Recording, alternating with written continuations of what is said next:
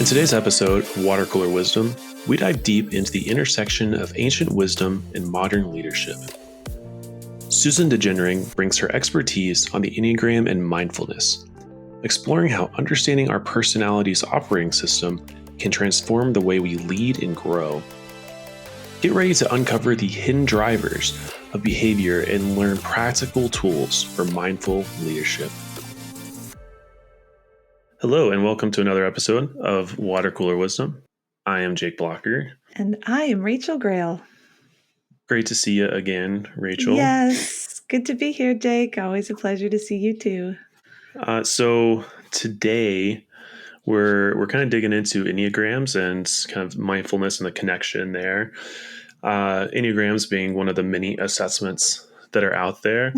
So many assessments out there. There's so many. I mean, DISC, Myers-Briggs, Enneagram, and that's just the three I'm thinking of right now. But I know there's 155 more at least. Clifton Strengths, the Human Element, and on and on and on. What color is your parachute? I think is another one. Oh yeah, I remember that one. Yeah. What are your thoughts and feelings around all these assessments and how they impact us? I do love an assessment because I love a point of entry for conversation. And I think self-awareness is always a good place to start. And I have to be honest that I'm a little suspicious and have been a little skeptical of any assessment that says, oh, well, you're this thing. And there's like, you will always be this thing. That kind of defining ourselves by a category. I think anything that feels like limited and incapable of growth or change, I'm like, I side-eye that a little bit. Yeah. Yeah, I completely agree because I was a diehard Myers-Briggs. I was I love Myers-Briggs. A friend and I would, just discuss this all the time, guess what other people were. We were pretty accurate most of the time, by the way. But over the years, I felt the same way of myself as an introvert. I was like, all right, well, that's why I can't do anything. That's why I'm terrible in social settings. And so I'm just never going to be good in social settings. Very convenient. Yeah. Sorry, exactly. Can't go. I'm an introvert. I guess I'll stay home tonight. I'm too introverted. No, thank you on stretching. Easy excuse. No, but I think it was once I could kind of let that go, I felt a little bit more at ease with doing things, and still won't catch me in many social settings, but I do my best. I will say that I did have the benefit of getting my Enneagram done by our guest today, and she walked me through it, and she used a really thorough assessment. And what I found in it was that there was actually a lot more flexibility and opportunity for growth than I had originally sort of judged. So I had to look at my own bias there. And when I did dive into it, I was like, oh, actually this can be an opening for just a little bit more context, a little bit more awareness, and in some ways be a catalyst for growth by having that awareness. So I changed my mind somewhat before all you Enneagram fans come for me. So I'm excited to talk about it today. I think it'll be really an insightful conversation. Love it. Well, I think that's a perfect segue to roll it right into it. So you ready to get going? Yeah, let's dive in. All right. Well, welcome back, Susan. Let me give you a reminder of who Susan is. So Susan is a senior consultant for Interaction Associates and former director of product development for Interaction Associates. She's also an organizational mindfulness teacher and professional Enneagram leadership coach, and the founder of Still Mind Coaching Solutions. Welcome back, Susan. Great to have you. Thank you. Always great to be here with you too. Yes. So Susan's coming to us with a topic of leadership and individual developments on which billions are spent each year in organizations with a distinctive perspective based in both of these traditions, the Enneagram and the mindfulness. So Susan, just to kick this off a little bit, can you briefly define these two things for us, the Enneagram and the mindfulness? Sure. So the Enneagram is a personality assessment with really ancient roots, going way back to the time of Pythagoras. And Aristotle and way back. Right now in modern times, it's used to help people see the inner workings of their personality, I like to say. We've all got gifts and virtues, and we've all got blind spots and defense mechanisms that we engage in. And a lot of these are unconscious. And so the Enneagram does a really great job at helping bring them to more conscious awareness so we can do something about them. And I use it in my coaching practice all the time. It's a most amazing tool. And mindfulness is also a tradition with ancient roots. It's in the contemplative practices of many of the world's, great major religions, including Christianity, Judaism, Islam, and of course, it's most well known for Buddhism.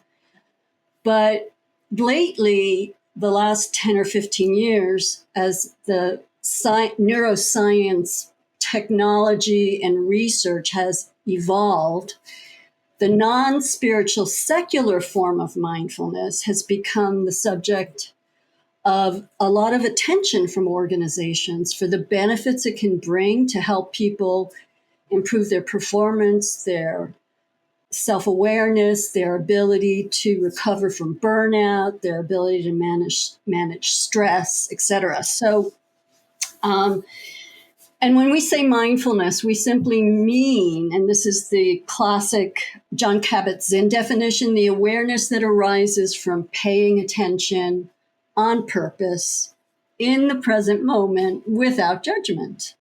Mm-hmm.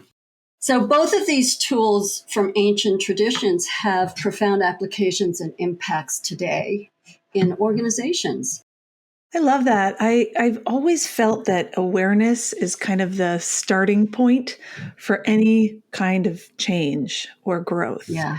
So for our listeners, could you paint a picture for us? Like, what does the integration of these two traditions look like in the world of leadership and in individual development?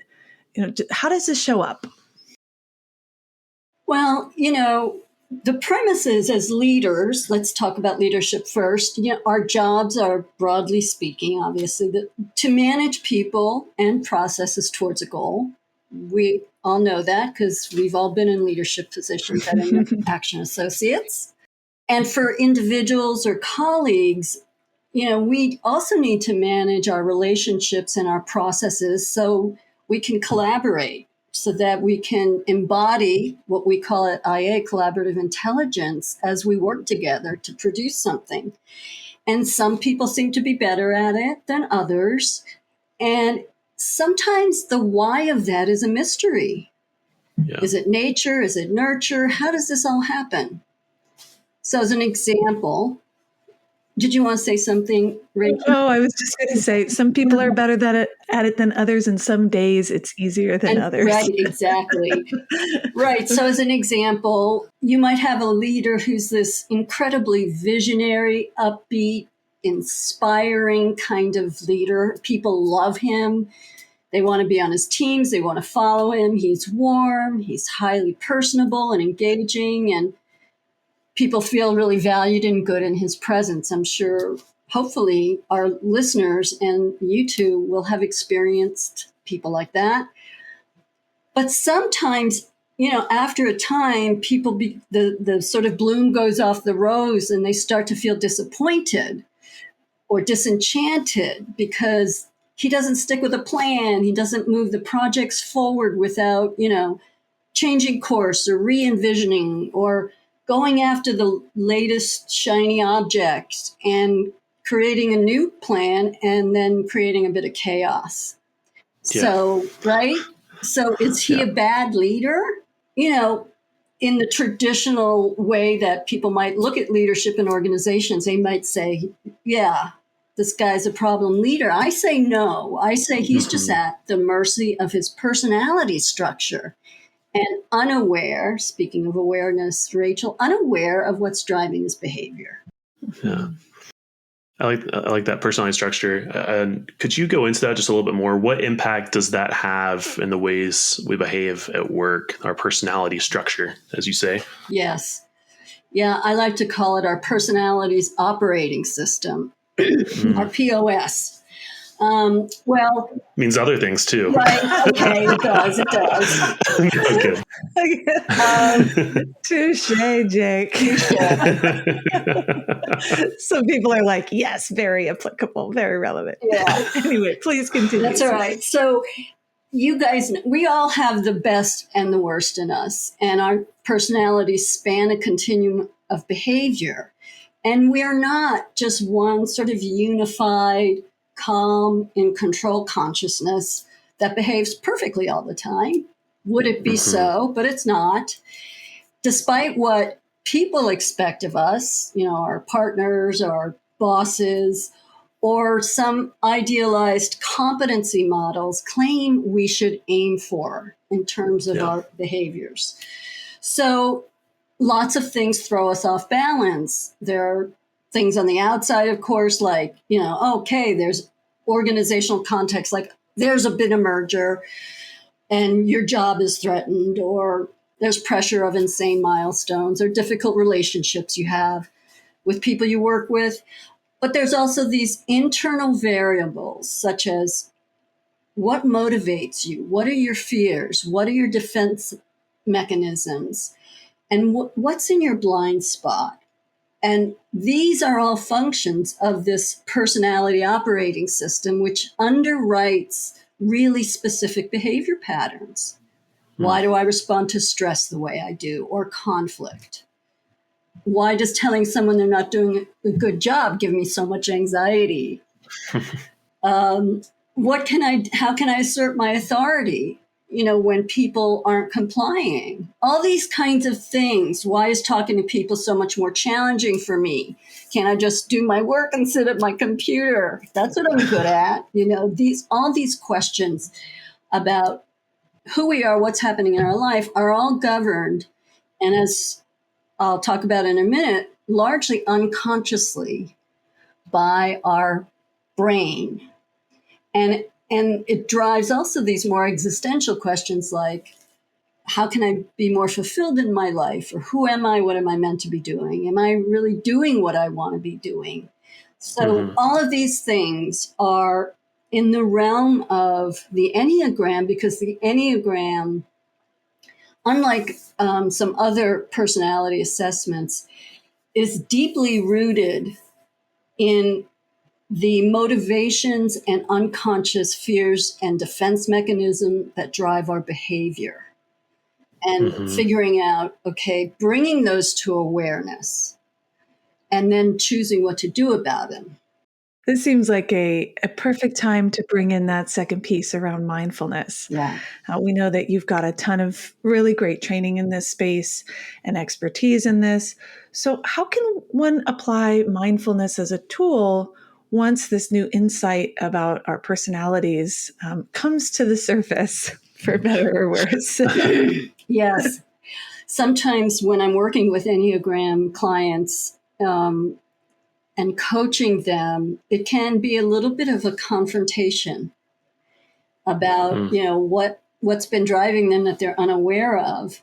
And mindfulness is a mechanism for helping to both put awareness on what you want to be looking at, but it also holds within it as a practice attitudes of, kindness, self-acceptance, non-judgment. So anyway, so those two go together as in our own personal and professional development.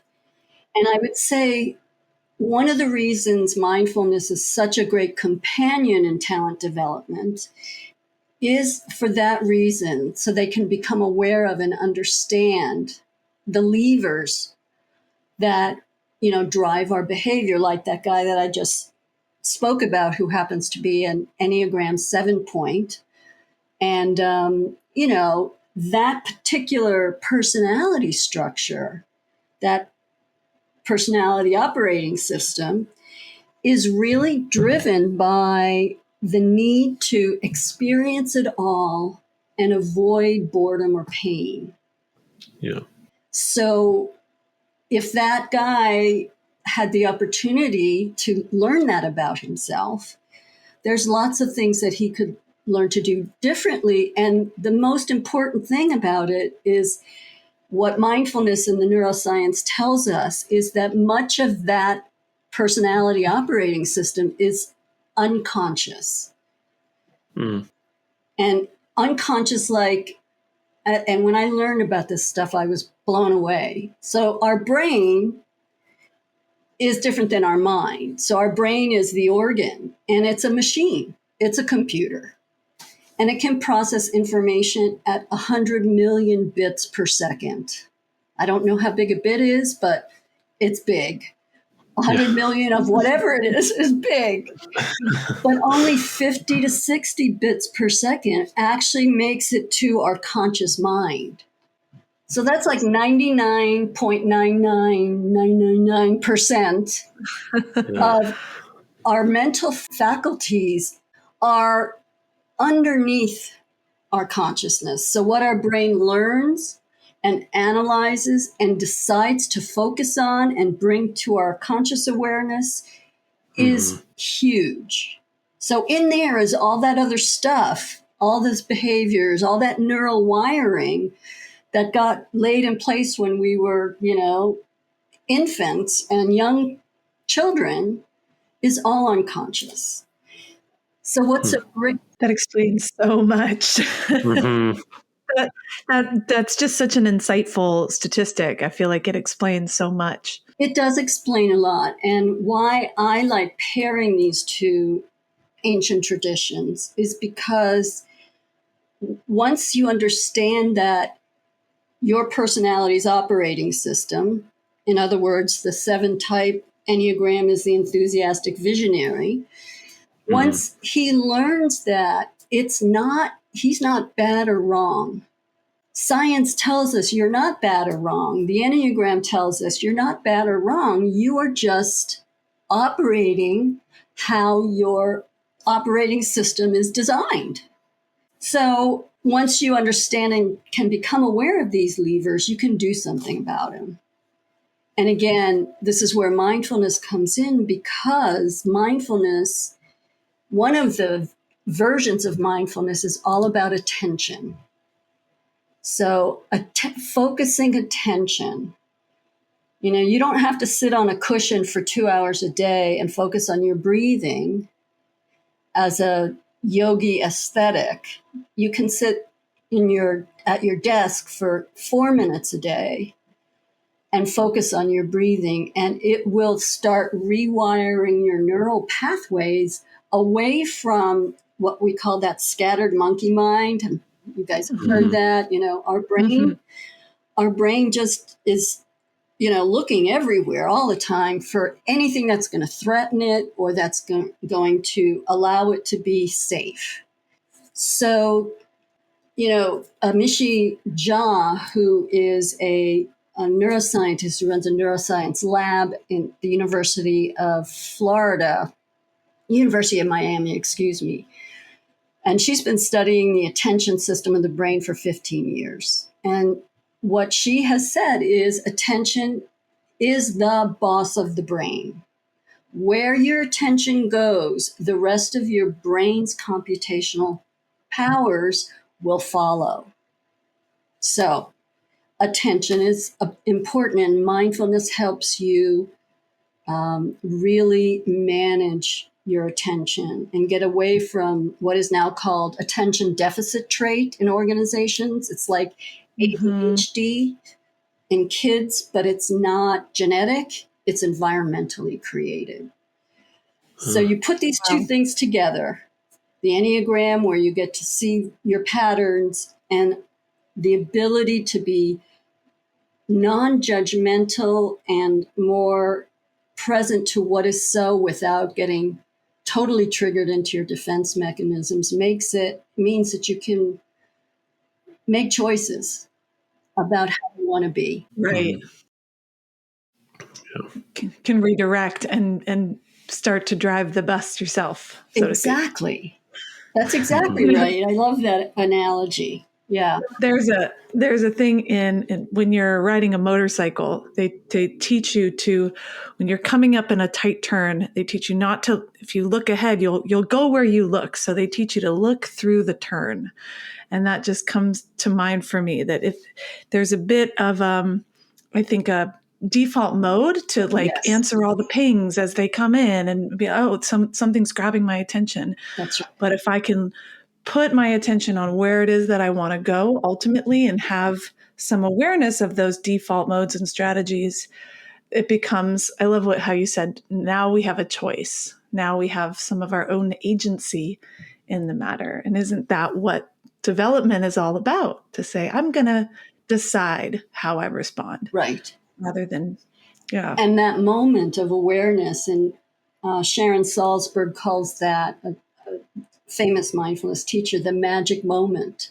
That moment when you catch yourself engaged in this, oh, I have to experience it all. I don't want to get bored. I'm afraid of that. And that instinct for that 7 leader to go, oh, that's a great thing we should be doing. Let's start that. We'll sort of abandon that strategy and go to this strategy. You catch yourself. As a 7, this is very familiar. I didn't choose that point intentionally, but I chose it because it's very recognizable. I love it. But yeah, I mean, Rachel, you could speak to, now that you're more aware of some of those underlying defense mechanisms or fixations and how they have directed your behavior over the years. Yeah, it's been really powerful to just notice that. And in a way, I feel comforted by the fact to say, oh, it's not just something that's wrong with me, that I lack focus and discipline. I'm just very enthusiastic and excited about what's possible. And so recognizing when it is that I need to make a choice to follow through, and also getting the right level of support when I'm collaborating with others, it's been really powerful to have this insight. I'm so glad to hear that. And you're making me really think again about, I just read a recent article about, why being self-critical does not help us change our habits. And part of the reason for that is because it triggers us back into this default. You talked about default mode, this default that our brains, which, for 1.99 million years of being on the savannah and having to be alert for any threat, whether it's fauna or flora or weather, whatever, the default pattern is towards negativity and reactivity. That's how our brains are designed. We could talk about that in a whole nother podcast. But so, if you can cut into that automatic reactivity, you then have the chance, that gap between when you get stimulated by something and when you respond or react, that's the gap. That's awareness. And that's when you can make different choices, according to the science and according to me and other people that I've spoken with.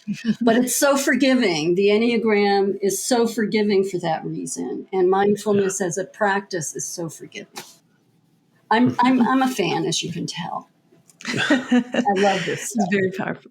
Very powerful. Well, I wish we could keep talking about this forever, because you have such a wealth of experience and information. It's been so engaging to hear from you. My full disclosure is I found out I was a 7 because I got coaching with Susan, and I learned so much about my Enneagram type. And if you're interested in finding out more about Susan's work, you can search for her leadership coaching approach using both the Enneagram and mindfulness on linkedin.com/in/Susan DeGenring. And we'll link that in this podcast, so you can find her there. Or you can also go to her website, Still Mind Coaching Solutions. And we just have a few last hard-hitting questions for you, Susan. Questions. Okay, then I'm all mindful because, we did a mindfulness breathing exercise before we started. There's no threat here. There's no tiger waiting in Red the alert. Okay. So this is our water cooler chat questions. Susan, do you prefer coffee or tea in the morning? Coffee, most definitely, although I'm only a recent convert because I wasn't able to drink coffee for many, many years because it triggered my, I just couldn't process it.